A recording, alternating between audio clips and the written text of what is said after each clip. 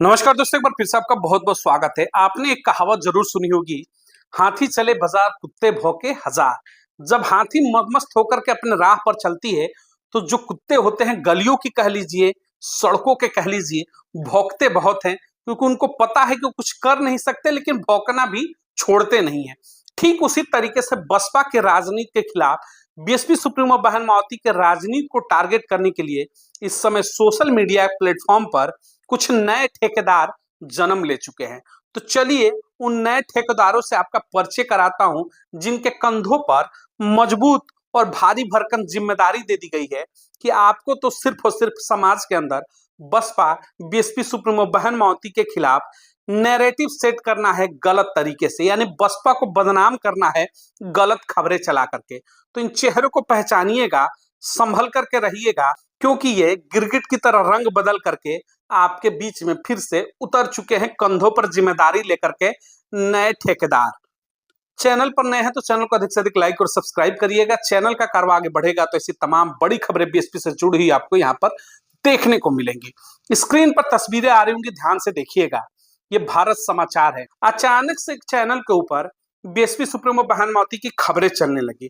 अब इस खबर को जरा ध्यान से देखिएगा। इस खबर में दिखाया गया है कि बीएसपी सुप्रीमो बहन मायावती और आकाश आनंद के बीच में झगड़ा हो चुका है और आगे क्वेश्चन मार्क दे दिया गया है। ससुर को किया बसपा से बाहर, ये टैगलाइन है इनकी। अब सोचिएगा, दिन रात जो चैनल अखिलेश यादव के लिए बेहतर खबर चलाता है कि 27 में सिंहासन पर बैठेंगे अखिलेश यादव, 27 में सत्ता के सत्ताधीश बनेंगे अखिलेश यादव, यानी सपा के लिए खबर चलाएंगे तो पॉजिटिव चलाएंगे, और बसपा के लिए खबर चलाया तो क्वेश्चन मार्क के साथ लगा दिया कि भतीजे और बुआ में हो गया झगड़ा, यानी बीएसपी सुप्रीमो बहन मायावती और आकाश आनंद के बीच में झगड़ा। ये इनकी मानसिकता को देखिएगा, ये फोर्थ पिलर कहते हैं। गुलाम भी होते होंगे तो शायद उनकी एक मर्यादा होती होगी गुलामों के भी। उन गुलामों से भी ज्यादा निचले पैदान पर चाटुकारिता में ये मीडिया जगत को चेहरे जा चुके हैं। दूसरी खबर में देखिएगा, मायावती ने बसपा के ताबूत की आखिरी कील ठोक दी। ये सैयद कासिम साहब हैं। इन पर बड़ा भरोसा था, दिन रात बसपा की खबरें चलाते थे, कहते थे कि बसपा के अंदर की खबर मैं लेकर के आता हूं। और खबर देखिए क्या चला रहे हैं कि बसपा के ताबूत की आखिरी कील ठुक गई है, क्योंकि अशोक सिद्धार्थ को और नितिन सिंह को पार्टी से बाहर निकाल दिया गया।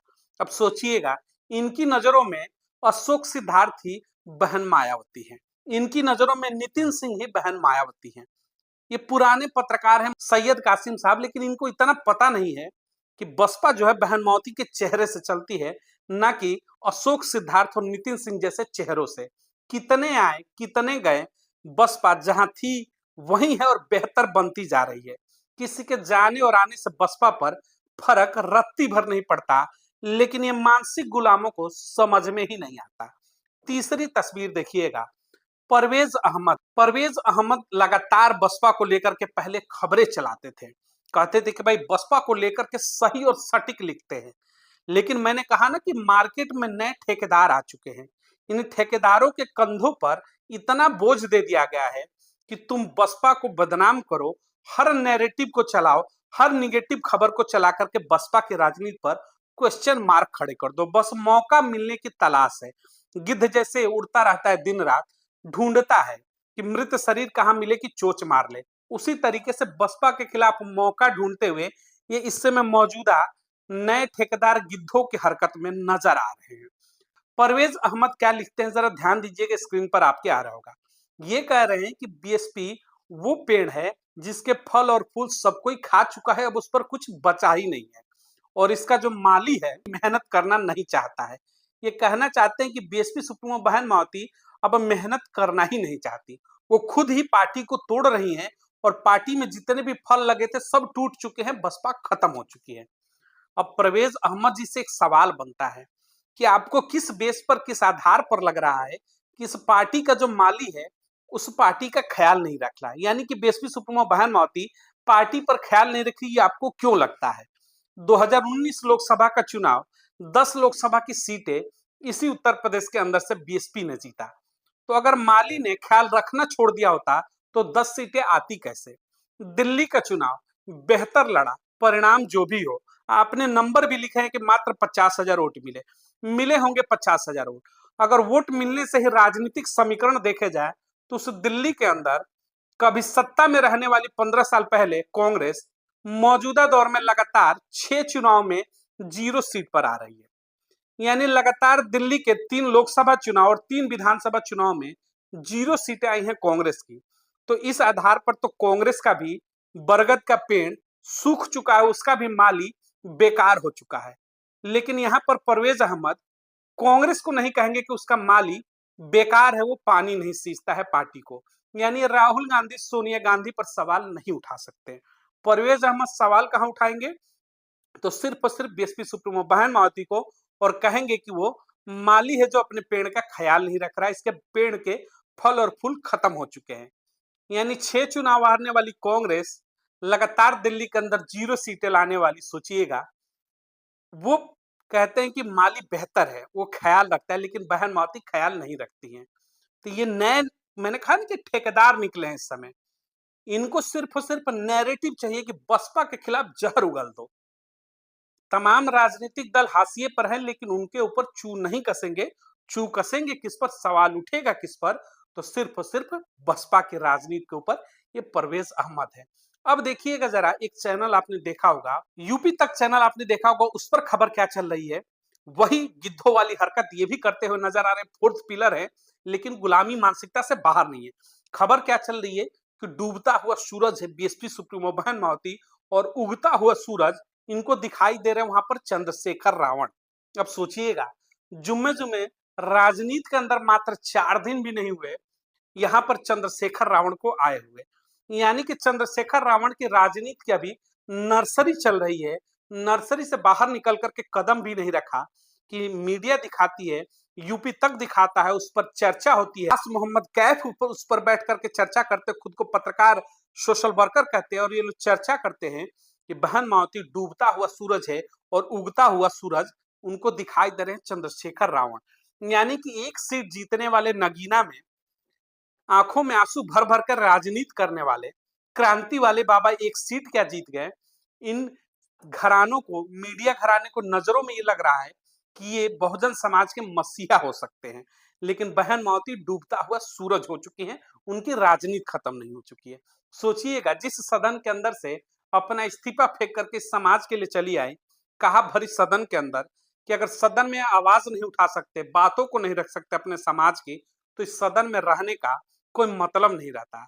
और इनका उगता हुआ सूरज एक सीट के लिए उत्तर प्रदेश के लल्ला अखिलेश यादव के सामने आंखों में आंसू भर करके रोते हुए निकल गए विधानसभा के लिए। यानी कि एक सीट की विधानसभा, एक विधायक बनने के लिए दूसरे के सामने रोने वाला व्यक्ति अम्बेडकरवादी इनको लिखता है और उगता हुआ सूरज दिखता है। लेकिन भरी सदन में अपना इस्तीफा फेंक करके चले आने वाली बीएसपी सुप्रीमो बहन मायावती डूबता हुआ सूरज दिख रहा है। तो इस सोच को समझिएगा। मैंने कहा ना कि मार्केट में नए ठेकेदार आए हैं, इनके कंधों पर जिम्मेदारियां हैं बसपा के खिलाफ जहर उगलने की। पुराने वाले जो ठेकेदार थे, जिसमें प्रोफेसर थे, कुछ दलाल किस्म के पत्रकार थे, तमाम अलग अलग लोग थे, वो पुराने हो चुके हैं, उनकी राग में दम नहीं था। तो मार्केट में नए ठेकेदार उतार दिए गए बसपा के विरोध में। तुम जाओ और विरोध करो, विरोध करके बसपा के राजनीति के खिलाफ जहर उगलने का काम करो। तो इन तमाम चेहरों को जो आपने देखा, इनकी पूरी की पूरी जब हिस्ट्री आप उठाएंगे, तो एक समय था कि बसपा के समर्थन में चीजें लिखते थे, बोलते थे। लेकिन जब इनको लगा कि अब बसपा राजनीतिक हाशिए पर इस समय है, बसपा की मौजूदा स्थिति सही नहीं है, तो ये पाला बदल करके, नाव बदल करके दूसरे पाले में जाने के लिए बेचैन हो चुके हैं। यानी कि कभी बसपा के समर्थक नहीं थे, इनको बसपा के अंदर सत्ता की मलाई चाहिए थी, उस सत्ता के मलाई का कटोरा चाहिए था। जब इनको लगा कि वो मलाई का कटोरा मिलेगा नहीं, तो अब बसपा के विरोध पर उतर आए हैं। तो इन चेहरों से संभल करके रहिएगा। इस समय पूरे देश के अंदर बीएसपी के राजनीति, सबको पता है कि थोड़ी सी डैमेज है। इनको ये लग रहा है कि उस डैमेज पोजीशन में ही बसपा के ऊपर इतने हमलावर हो जाओ कि बसपा टूट जाए। तो मैं बताना चाहूंगा कि बहुत बड़े भ्रम में है तमाम राजनीतिक विश्लेषक, जो भी अपने आप को कहते हैं कि राजनीति के जानकार हैं, जो खुद को सीनियर पत्रकार करते हैं। आपकी सोच शायद शून्य हो चुकी है। जब तक बीएसपी सुप्रीमो बहन मायावती जैसे चेहरे हैं, यकीन मानिएगा, बसपा की राजनीति पर कितना भी आप हमलावर हो जाइए, कभी तोड़ नहीं सकते हैं। क्योंकि बसपा, जब तक बीएसपी सुप्रीमो बहन मायावती जैसे चेहरे अभी तक मौजूद हैं, यकीन मानिएगा उसे तोड़ना आपके लिए दिन का सपना हो जाएगा, यानी कि मुंगेरी लाल के हसीन सपने।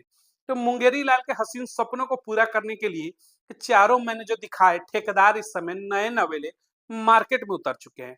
संभल के रहिएगा, बच के रहिएगा इन ठेकेदारों से, क्योंकि झूठ झूठ के अलावा ये कुछ परोसना जानते ही नहीं है।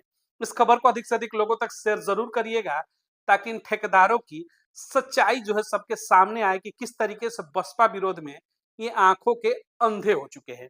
मिलेंगे अगली तमाम बड़ी खबरों को लेकर के। चैनल को अधिक से अधिक लाइक और सब्सक्राइब करिएगा। चैनल का कार्य आगे बढ़ेगा तो ऐसी तमाम बड़ी खबरें लेकर के बीएसपी सुप्रीमो बहन मावती से जुड़ी हुई सबसे पहले आपके बीच में मौजूद रहेंगे। बहुत बहुत धन्यवाद।